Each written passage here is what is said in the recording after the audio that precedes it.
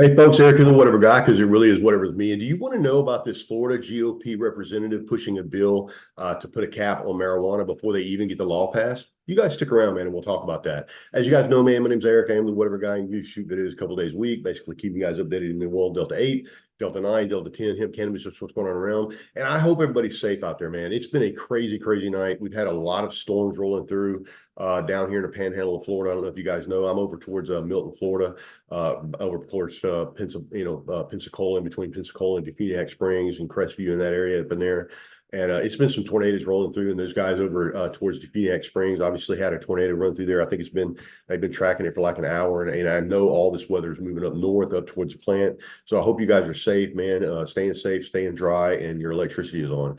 All right, so talking about this bill that this guy wants to push through before you guys even get medical marijuana, or excuse me, recreational marijuana going in Florida. This is a crazy situation right here. Like these people need to understand, these representatives need to understand that they work for us. Like we vote them in. And when those people get into office, it's not their job to go in there and vote their conscience. Their job is to go in and vote the conscience of their constituents, of the people that voted them in. And this guy, he basically is pushing a bill in with all the stuff that's going on with the DeSantis campaign and all that other stuff. You know, in my opinion, I feel like DeSantis flip-flop on the whole on the whole recreational marijuana thing has really hurt his campaign down the road. And now we move into a position where we have, got a ballot initiative going, and 70% of the voters in Florida want, recreational marijuana. And then we've got a guy, a representative that we voted in, or, that somebody voted in, that you folks voted in, that he's your representative, and he thinks he knows better for you than what you know for you. Like he thinks he knows what you need better than you know what you need, because obviously he is pushing a bill that is going to push and basically kill the industry in the state of Florida before we ever even get it started. So I'm gonna flip over here to an article over here at Marijuana Moment. And this says Florida GOP lawmaker files bill to cap marijuana at 10% THC if voters approve the legalization ballot measure. And that seems like what's going to happen. They got enough signatures for that to happen. I believe Ashley Moody, the Attorney General for the state of Florida, is fighting that legalization effort.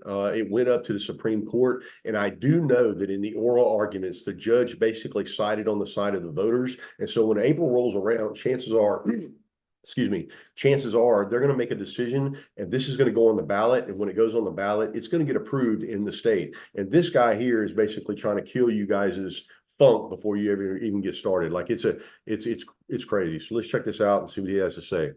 Ahead of the potential Florida marijuana, excuse me again, ahead of the potential Florida marijuana legalization vote on the ballot this November, a Republican lawmaker has preemptively filed a bill that would impose strict limitations on THC potency in the reform if reform is approved by voters. Representative Ralph Masulo, Republican, introduced the legislation on Friday, proposing a THC cap that is significantly lower than what's available in most state markets. It would take effect 30 days after voters pass any constitutional amendment to enact legalization. The bill would set a 10% THC limit for cannabis products that are meant for smoking and a 60% limit for other forms of marijuana, such as extracts. Edibles could not contain more than 200 milligrams of THC, and an individual serving could only have up to 10 milligrams. This would create a serious logistical and commercial problems for any adult use market, and it'd likely be met with significant pushback from consumers, advocates, and stakeholders if enacted. Cannabis flower that's sold at average recreational retailer or medical dispensary typically hovers around 20 to 30%. That's true of Florida's existing medical cannabis market too. And because Masulo's bill only addresses potency limits for adult personal use, the proposal could create further complications by having two different sets of THC rules for patients and consumers. Florida's medical cannabis dosage limits, which were revised under the controversial rules adopted in 2022, despite pushback from then Agricultural Commissioner Nikki Fried, are not based on percentage of THC in a given product. The definition of potency that's outlined in the law recreational focused legislation is also somewhat complex and specifically discusses marijuana that's dispensed to a patient or caregiver. Potency means the relative strength of cannabinoids and the total amount in milligrams of tetrahydrocannabinol as the sum of the delta 9 tetrahydrocannabinol plus 0.877 multiplied by the tetrahydrocannabinolic acid plus delta 8 THC and cannabidiol as the sum of cannabidiol plus 0.877 multiplied by the cannabolic acid in the final product dispensed to a patient or caregiver. If you guys can understand any of that, like I just read that and I don't understand exactly what's going on, but basically what it boils down to is they're going to take the sum total of the cannabinoids, the THCa, the THC, all of it, and you can't have more than 10 milligrams in any serving is what it boils down to. In any case, it seems clear the bill is targeted at the current legalization initiative that may appear on this year's ballot, depending on the outcome of an ongoing state Supreme Court case. Florida Attorney General Ashley Moody is leading a challenge that seeks to invalidate the reform measure from the campaign Smart and Safe Florida, which already collected nearly 1 million signatures to qualify for the ballot. The court heard oral arguments from both parties in November, but it remains to be seen where the justices will come down on the initiative. I will just tell you guys from the get-go that I've actually read the brief, and in the brief, he basically points out to Ashley Moody that the language is correct. Like there is no way that you can understand it. They had to write the law in a way that a sixth grader could understand the legalization, the wording in the ballot, or the way it was going to be written. That judge basically told her that it looks correct. So when this comes up in April, they are basically going to approve the legalization ballot. They're going to let them put it on the ballot. They're going to push it to the voters, and the voters are going to have an opportunity to decide whether they want recreational marijuana in their state, which is Florida. In any case, the ballot measure does not set THC potency caps, so the bill from Masulo would subvert the initiative before voters are able to decide on the issue themselves. He's not subverting the issue, he's subverting the voters, because the voters are the ones that have basically decided that they want recreational marijuana on the ballot. He's the one that's going in behind them or ahead of them and basically trying to put these caps on it before we even get it on the ballot. Like, this guy thinks he knows what's better for us than we know what's better for us. In that sense, the legislation is also reminiscent of proposals that Ohio Republican lawmakers put forward late last year after voters in that state approved a legalization measure at the ballot. The governor and legislative leaders in Ohio are moving to significantly amend the new cannabis law, and the THC potency limits have been similarly floated. Meanwhile, back in Florida, officials said last month that they've arrested 2 paid canvassers charged with allegedly falsifying signatures on petitions to put a marijuana legalization initiative on the state's 2024 ballot.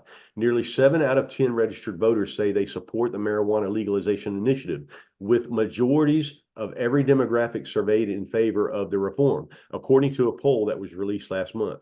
The multi-state marijuana company Trulieve has contributed more than $39 million to the Smart and Safe campaign to date. The state attorney general has accused the company of supporting the measure in order to have a monopolistic stranglehold on the state's cannabis market. And let me just say from the get-go, let me just point this out, that Trulieve is the only social equity license that was issued by the AMCC in the state of Alabama. Like, you see what's happening here in Florida, and you folks I digress.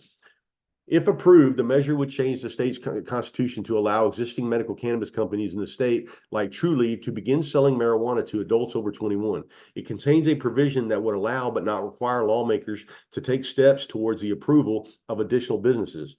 Home cultivation by consumers would not be allowed under the proposal as it is drafted. Adults 21 and older would be able to purchase and possess up to 1 ounce of cannabis, only 5 grams of which would be marijuana concentrate products. The 3-page measure also omits equity provisions favored by advocates such as expungements or other relief for people with prior cannabis convictions.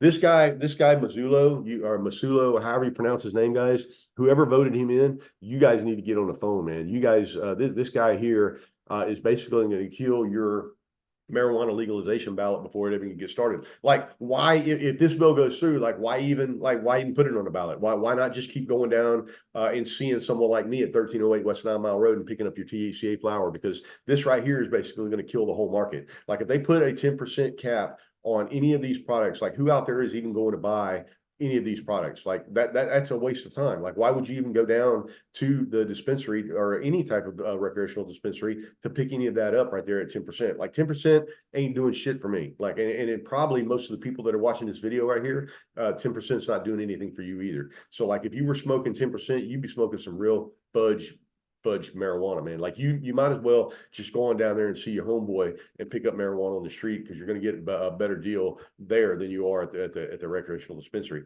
If their idea was to push this over into the illegal market once again, this is probably what's going to do it for you guys. All right, folks, whatever guy signing off, and I'll talk to you guys later, man. Love you. See ya.